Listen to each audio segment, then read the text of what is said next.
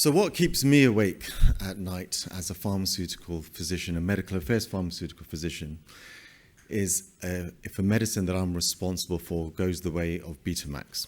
So for those of you who are less familiar with Betamax, in the late 70s and early 80s, there were actually two competing technologies for the best video cassettes, VHS and Betamax. And Betamax had the better, superior technology. Well, ultimately, for some quite complex reasons, but mostly due to marketing, VHS won out. The inferior technology won out, and that's what we used until DVDs came out. What a shame it would be if much of the science that is done in biotechs and academia, some of which we heard of right at the beginning of the day, all the efforts and energy that we've just heard about getting a drug with the right regulatory grade clinical development plan and getting it through the regulators, doesn't then get used correctly, doesn't get used for the right patients, and ultimately goes the way of Betamax. And I think this is where the role of medical affairs physicians and scientists is really important. And hopefully, as you'll see over the next few minutes, it's becoming increasingly important because of the way some of the external pressures are changing. So ultimately, what is it that we want to do? What is it we want to do as a medical affairs organization to inform clinical development strategies? I think there's three aspects to it. First of all, we have to really be involved in early strategic discussions as those clinical development plans are shaped. You've just heard about some of the regulatory interactions.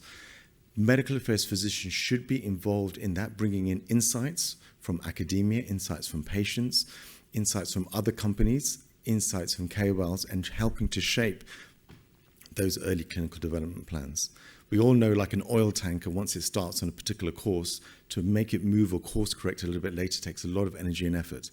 It's important to set that direction correctly right at the very beginning. Medical affairs has a very unique role there. The second piece is, which I think is even more important, especially in view of some of the ability to now generate data so much easier and in a much more scalable way, is taking early leadership in both the creation of, but also the execution of late phase research studies, particularly to realize the full value potential of a medicine. So by this, what I mean is not just phase 4 studies, not just investigator-sponsored studies, but novel, sophisticated, non-regulatory, non-HTA-directed studies, which can really help the physician understand what the role and risk-benefit profile of this medicine is within the treatment pathway, but also versus other agents, and integrate it correctly. And then the last piece, which I think is becoming increasingly important because the optionality has increased, is having the ability as medical affairs physicians and scientists, novel study execution capability.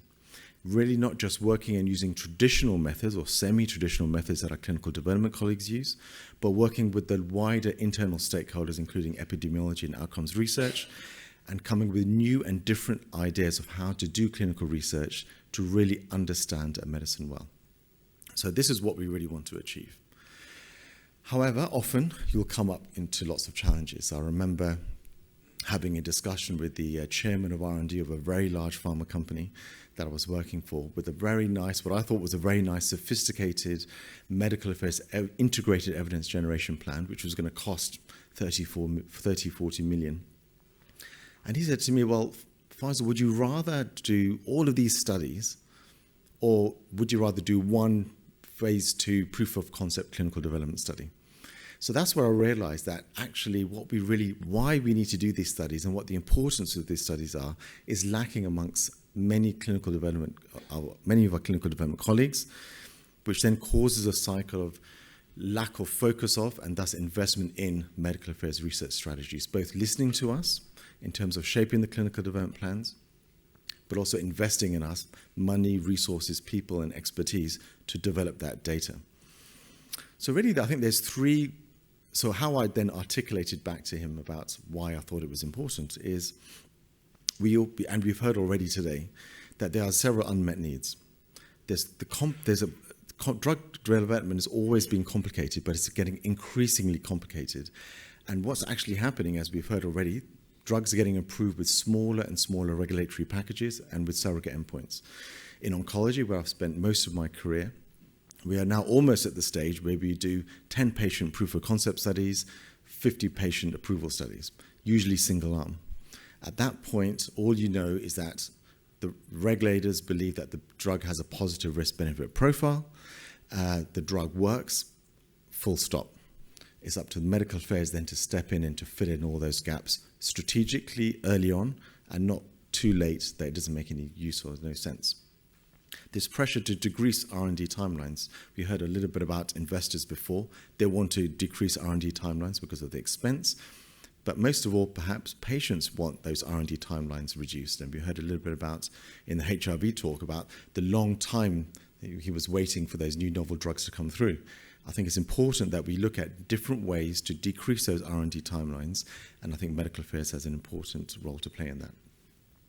And lastly, which I think is really important, is that there's an increasing gap, because of some of the things that we heard in today, between the data needs and the credibility of that data that is used for regulatory and HTA processes versus the data needs for a physician to really understand the utility of the medicine and to have those right conversations amongst themselves as a peer group with us, but also with patients as making a decision of how to use the medicine.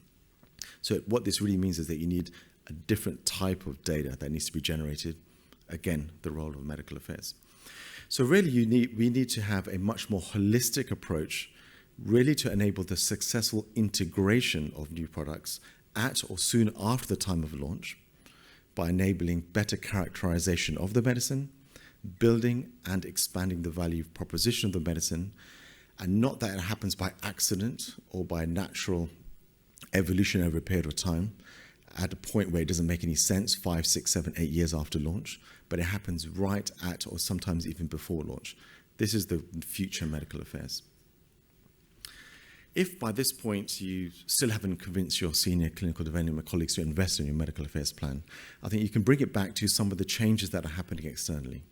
I think there's 4 big areas which I really call upon senior clinical development colleagues to really focus on, which may make their very sophisticated clinical development and regulatory strategies null and void by the time the drug gets approved, even if it's only after 3 or 4 years.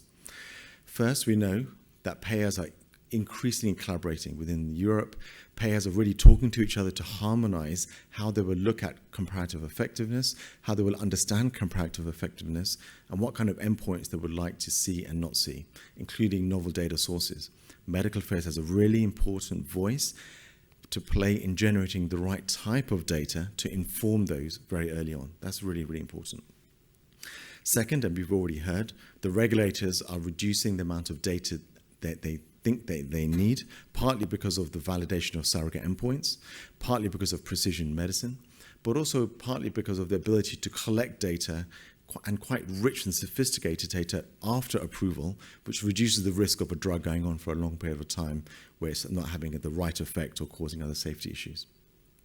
Personalized medicine, which in a way encompasses a little bit about the regulatory piece, is that more and more studies, particularly in the specialty area, but also increasingly in the primary care area, and we heard a little bit about this already, are being biomarker-led, using adaptive clinical studies. We are trying to identify patients with greater precision and agility, both to reduce R&D timelines, but again, this creates a low amount of data, much lower than we are used to at the time of regulatory approval. So physicians don't know what to do with this data. And the last piece, and we heard a bit about this at the opening, is big data. We're generating so much data, so much rich data, particularly unstructured data, and I think medical affairs has an important role to work with experts internally and externally to apply a clinical characterization of that data, both during the regulatory and development process, but particularly afterwards. And I think we'll all need to really upskill here, because this is where a huge amount of data is going to be generated. And if we don't generate it on our own medicines, somebody else will. And by the time we then try and generate the data to try and correct that body of evidence, it may be too late. If, hopefully, by this point you've convinced your development colleagues to invest in your program and understand the importance from a medical affairs perspective, it's important then to ensure that we don't just try and do things or do studies which the clinical development colleagues don't want to do for whatever reason or get deprioritized, or we only do studies which the academic colleagues want to do, and it's their ideas. So while those are important, and a lot of what we will do and continue to do will be that, it's important to look at the whole gamut of tools that we all have. So it's not just traditional interventional studies, randomized control studies, etc. But I think we need to look at novel ways of collecting data through early access programs. We need to look at adaptive clinical study designs, and I'll talk a little bit about that later. Master protocol studies, where we are using very novel techniques to try and find new and novel signals for existing medicines in different diseases. Really integrating digital biomarkers and digital technology into traditional and non-traditional clinical studies. Real-world evidence, and I'll come on to this in a minute, but this is going to be an enormous importance, not just after approval, but maybe even more important before approval. And really understanding the other types of non-regulatory grade type of data that can be generated and are gaining increasing credibility, all the way from sophisticated surveys, market research, patient-generated data, patient information, social media listening. This is all really, really important, and ultimately leading to a series and a logical sense of publications and a body of evidence that you can create during the course of development and then after development to really understand the utility of medicine. So it's really important to make sure that within your integrated evidence plan, you have the right mix of tools that you're using and not going to a default setting. One go-to area is real-world evidence, and often when I look at real-world evidence plans, they typically look at one retrospective chart review to look at the patient pathway and how patients are performing on existing medicines, and then we may or may not have a disease registry or look at a prospective disease registry afterwards. I think it's important to look at the whole wide array of real-world evidence, not just the gold standard level 1 type real-world evidence you can create, but everything, including integration of wearable technology, social media listening, as I mentioned, looking at pharmacy data, US claims data. There's so much out there which may not be gold-plated. It may not get you a Nobel Prize or a New England Journal of Medicine publication, but will be really important to shape other aspects of your medical affairs plan and can be quite important and critical maybe in regulatory HTA discussions, but certainly in discussions with physicians to really understand the scope and utility of your medicine. So really important to look at a wide variety of real-world evidence activities. So how does this all come together, and how can we make sure medical affairs has a central role? Really, there's a couple of things, and many companies are already doing this, but it's important to have an integrated evidence plan right from the very beginning, which is patient-orientated and really bringing the voice of the patient in.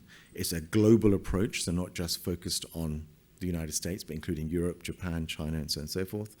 And really understanding how we're going to measure the improvement or effect of these plans on patient outcomes. That's going to be really, really important. Medical affairs will have an important role in leading that. We should use advanced analytics. This is becoming much easier now with the advent of very novel digital technology, artificial intelligence, much easier to generate, but also much easier for other people to generate, which may not be, may skew the understanding of our medicine. So it's really important that we can generate this. This is, as I mentioned, all the way from claims or EMR data, but also using other rapid insight generation techniques, which could be social media listening and so on and so forth, and other ways of maybe giving everyone, especially in an early access program, a Fitbit and start collecting rich amounts of data, maybe at the beginning with no defined hypothesis that you're testing, but you're just collecting large amounts of data. So should we get an adverse safety signal, should we understand potential efficacy signal in a different patient population, we can quickly go back and look at these large amounts of data that have been collected from a medical affairs lens to understand how this will inform the development strategy. I think the golden spot is creating novel phase 3b4 studies. And I'll come on to a little bit about this a little bit later, but I think here we can add an important value, especially if they're started 1 to 2 years before first anticipated regulatory approval. Starting them too late means you've got a great idea, but it's too late, the science has moved on, and then you have a Betamax. The timing of those phase 3b4 studies is really important. And the last piece, and we heard a little bit about this earlier on, we may know the most about that very specific area of our medicine or that therapeutic area, but within industry, you obviously don't have all the best ideas. We often have very deep research and development experience and expertise, but collaboration with academics is obviously really important Traditionally, in the early discovery phase, that's been done, and that collaboration is being done by discovery colleagues. More and more medical affairs physicians should be getting involved in that stage, because it's part of having a continual journey and evolving that evidence base in collaboration with academia, which the medical affairs physician should take right from early discovery all the way to the end of the life cycle. So I think this is a great way to try and approach how medical affairs can take leadership in this space. So ultimately, I'll go into a few cases in a moment, but really, from my perspective, in the next decade, the most competitive medical affairs physicians within pharma will be really masters of digital technology. I think that's really obvious, but I think it's maybe not landed home to everybody. We'll be generating vast volumes of real-world data, often without no specific purpose at the very beginning, and we'll be excelling in both the generation but the storytelling and communication of that scientific evidence base. That is going to be absolutely critical, and to have the right type and expertise of pharmaceutical physicians to do that. No point generating this data in second or third tier journals and then no one's going to read it. It's going to be a way that we are being able to have an appropriate communication machine. So let me just briefly go into a couple of examples just to highlight some of this. And some of these are, you'll notice, quite oncology heavy, because most of my experience has been in oncology. But I think these lend some examples of how medical affairs can really bring an important voice to clinical development. So here is the signature program. This was a Novartis program of, instead of having the patient go to the protocol, how can we get the protocol go to the patient? Now, in precision medicine, particularly in oncology, we get fewer and fewer patients. Hard to find those patients, hard to open, very expensive to open sites and centers, and then have no patients recruited into that. We thought, let's just turn this upside down. Let's create a master protocol with very defined mutations that patients with those mutations can go onto, advertise the protocol, and if a patient is identified in any specialty or community hospital, they can immediately just go onto that program with a take it or leave it approach, protocol, contract, and so on and so forth. This was a medical affairs-led, I'll skip through this just because we're running a little bit behind time, but this is a medical affairs-led initiative which tells you about a different way medical affairs can be involved in early clinical development, signal generation in a very non-traditional way. And I think this landed hundreds and hundreds of patients with a lot of very novel signals coming up. And I think this is a very interesting way, especially within oncology, but more and more outside of oncology as we look at personalized medicine. I'll skip through this just because we're running a little bit behind time. Phase 3b4. I remember when I joined GSK at the time and I was asked to work on pazopanib, I was a little bit startled because it was the fourth or fifth drug to market, VEGF TKI in renal cancer. It was versus a placebo. It was in renal cancer. And I thought, how on earth are we going to demonstrate the utility of this medicine to physicians or even to payers or regulators? And why is anyone ever going to use it? And how did I end up on this drug? I think with what I think is quite an important phase 3b4 well-timed evidence generation program, we really understood the utility in place of this medicine. So the issue was, as I mentioned, it was coming late to market. It had very little differentiation. But what we did know is that probably the efficacy was about the same as the other competitors, but it had a different toxicity profile. That toxicity profile did not realize into less treatment discontinuations. It did not translate into hospitalizations or less ITU admissions, but these were softer toxicities. These were toxicities which were very important to the patient because they create a lot of morbidity to the patient, but were often underreported by them and under-recognized by the physicians. So a medical affairs-led two-study approach of doing a non-inferiority head-to-head study versus the market leader. And this is quite unusual in oncology because while it's very common in HIV medicine, doing non-inferiority studies in oncology often doesn't tell you anything. But here we just wanted to demonstrate that there is a potential, there's a very low probability of a lack of efficacy outcome for a patient if you select this therapy because of its different toxicity profile. So that's why we did a head-to-head non-inferiority study. The second study was the Pisces, where we then said, we think that these toxicity differences are clinically relevant and important. In fact, so much so we think patients can detect them and will choose one drug over the other in the face of being given that choice. So we then designed a randomized, double-blind, placebo-controlled crossover study with patient preference as the primary endpoint. And lo and behold, more than 3 times more patients selected pazopanib versus sunitinib based on its toxicity profile. And this, in combination with the head-to-head study COMPAS, really fully integrated this medicine within the treatment landscape, and pazopanib then became the market leader within this scope. I think what this really tells you is that this prevented pazopanib going the way of Betamax, having the right evidence generation, the right medical affairs-led evidence generation, really characterized and understood the value proposition of the medicine, and really showed the importance of where it could be used within the treatment pathway. So I think this is quite a sort of, and you'll get these slides so you can see some of this later on. But I think this really tells you the role medical affairs can play, even in the face of a very competitive landscape.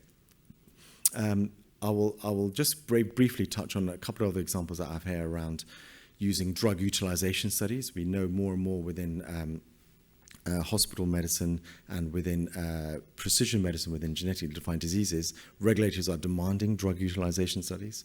But actually more and more, I think we should not be afraid of generating prospective drug utilization type work, because from a medical affairs perspective, it can really reveal a lot of very interesting information.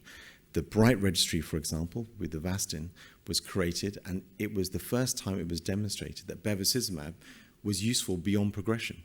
It showed bevacizumab was useful beyond progression, and then it got integrated within the treatment pathway in metastatic colorectal cancer beyond progression, with no other randomized evidence to suggest that for many, many years, a medical affairs-led program. And I think here's another example where actually this drug, which is being used for breast cancer, using a retrospective case series, which was a medical affairs-led activity, we were able to generate and demonstrate that was actually useful, and it had utility in male breast cancer. And on the back of that, we had regulatory approval on the back of that. So I think these are all real examples of not only can this help the physicians and patients, but also can help inform regulatory discussions and HTA discussions. Very, very briefly, looking at the future, I think it's all going to be around digital technology. I think it's important that all of us in the room who are medical affairs physicians and scientists should really start learning to code and really understand the terminology around artificial intelligence. But the integration of digital biomarkers in all aspects of medical affairs evidence generation is going to be increasingly important. Here's just an example with an Alzheimer's disease of how very blunt instruments which are used today within clinical development is very hard and can let a lot of novel agents go missing. Here, using novel digital technology, we can be much more nuanced and sensitive to changes in natural disease progression, as well as potential efficacy of our medicines. So here, and lastly, and not leastly, FDA recently released some guidance around the credibility of social media listening, and in terms of informing regulatory decision making. And there's a lot of publications now around about how we can use social media to look at everything from epidemiology, safety signals, and so on and so forth. Increasingly, it's going to be medical affairs using this as a way to inform regulatory decisions, but also really understand and hypothesize on new data that needs to be generated. So I'll just end by saying, and you will have these slides, and again, apologies for rushing through this a little bit because of the time, but I think medical affairs has an important strategic role in guiding early clinical development and regulatory strategy. It has an absolutely critical role in leading and operationalizing late-phase research specifically useful for prescribers separate to regulators and HTA bodies. And lastly, we all really need to embrace digital technology. So I think that's going to be absolutely critical. So I'll just pause there, and I know we've run out of time, but do we have time for a question or two? Or? Okay.